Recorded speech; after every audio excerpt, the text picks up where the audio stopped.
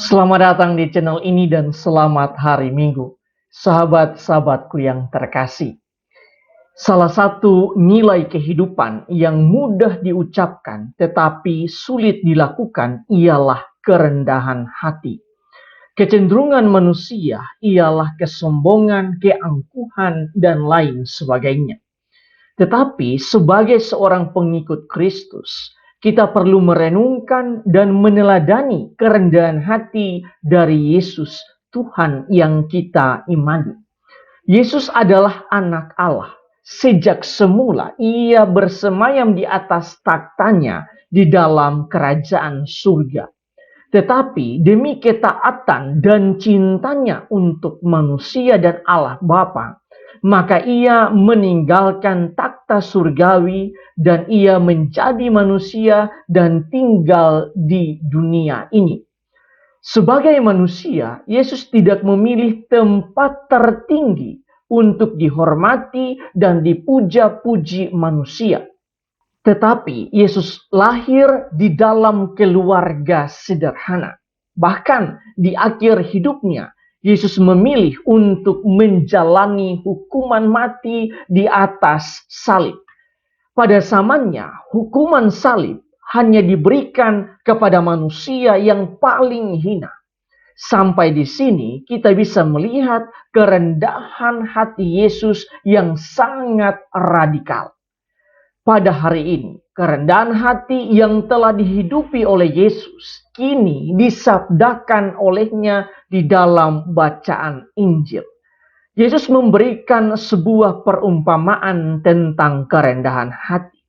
Yesus mengatakan, kalau kamu diundang ke pesta perkawinan, janganlah duduk di tempat kehormatan.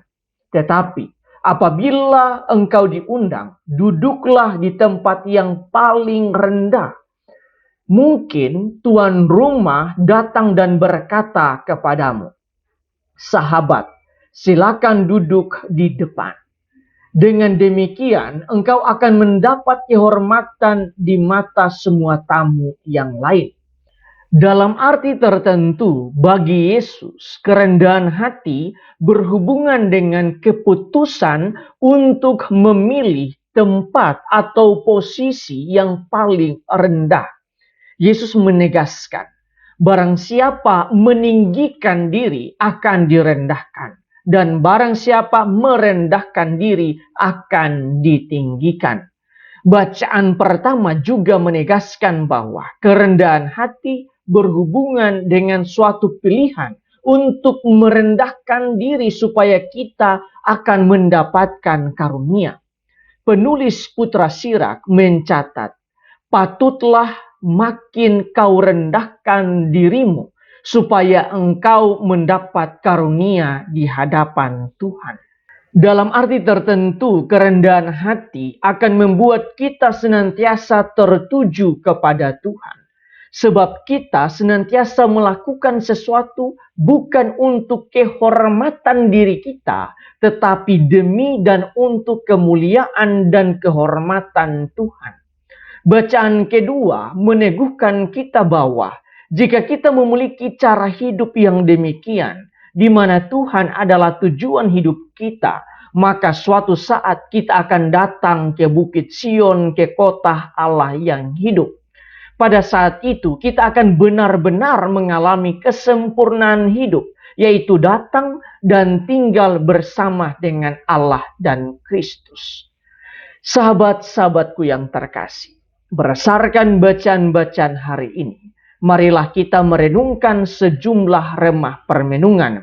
Pertama, di dalam bacaan Injil, Yesus mengatakan, barang siapa meninggikan diri akan direndahkan, dan barang siapa merendahkan diri akan ditinggikan. Itu artinya bagi Yesus kerendahan hati adalah keputusan batin untuk memilih posisi hidup yang lebih rendah. Hal ini tentunya bertentangan dengan kecenderungan manusia pada umumnya, yaitu senantiasa mencari posisi yang lebih tinggi yang digerakkan oleh kesombongan dan keangkuhan diri. Tentu saja landasan utama semuanya itu ialah ego manusia untuk mencari kehormatan diri. Oleh karena itu, kita belajar rendah hati di hadapan Tuhan. Sebab dengan kerendahan hati, kita senantiasa melakukan segala sesuatu demi dan untuk kehormatan dan kemuliaan Tuhan. Santa Teresa dari Kalkuta adalah pribadi yang turut menyumbangkan hal yang cukup besar bagi dunia ini melalui pelayanannya di daerah Kalkuta dan sekitarnya.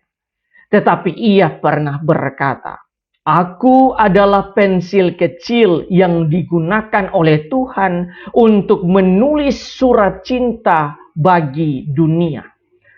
Mengambil posisi terendah adalah sikap kerendahan hati yang telah diwariskan oleh Yesus dan dihidupi oleh Santa Teresa dari Kalkuta. Kedua, salah satu faktor yang bisa membuat kita rendah hati ialah kesadaran bahwa manusia itu berasal dari Tuhan dan akan kembali kepada Tuhan. Kita harus sadar bahwa semua yang kita miliki, bahkan nafas kehidupan ini, adalah rahmat terberi dari Tuhan sendiri. Karena itu, ketika kita melakukan sesuatu, semuanya harus terarah dan tertuju kepada Tuhan. Tuhan harusnya menjadi prioritas hidup. Dengan demikian, kita akan lebih mudah memilih posisi yang lebih rendah. Ingatlah bahwa rahmat Tuhan itu ibarat air terjun.